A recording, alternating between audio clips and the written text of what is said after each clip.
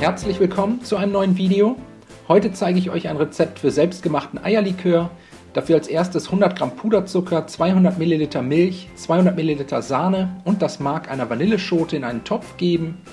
Bei mittlerer Hitze erwärmen, das Ganze mit einem Schneebesen verrühren und so lange weiter rühren, bis sich der Puderzucker komplett aufgelöst hat und die Milch-Sahne-Mischung anfängt zu köcheln.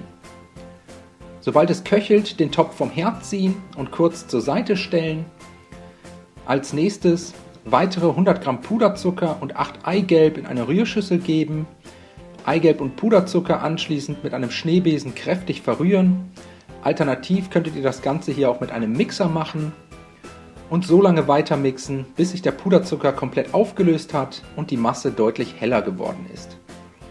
Wenn das erledigt ist, ein Sieb hernehmen, die heiße Vanillemilch zur Eigelbmasse gießen, nochmals gut durchrühren und danach brauchen wir ein Wasserbad, das heißt einen großen Topf zu 1/3 mit Wasser füllen, das Wasser erhitzen, bis es kurz vorm Köcheln ist, dann die Rührschüssel auf den Topf setzen und die Eigelbmasse ca. 5 bis 10 Minuten auf dem Wasserbad cremig aufschlagen.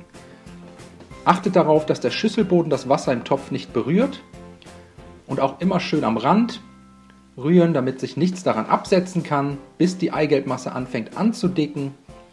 Wenn das der Fall ist, die Schüssel vom Wasserbad nehmen und so sollte die Masse dann aussehen.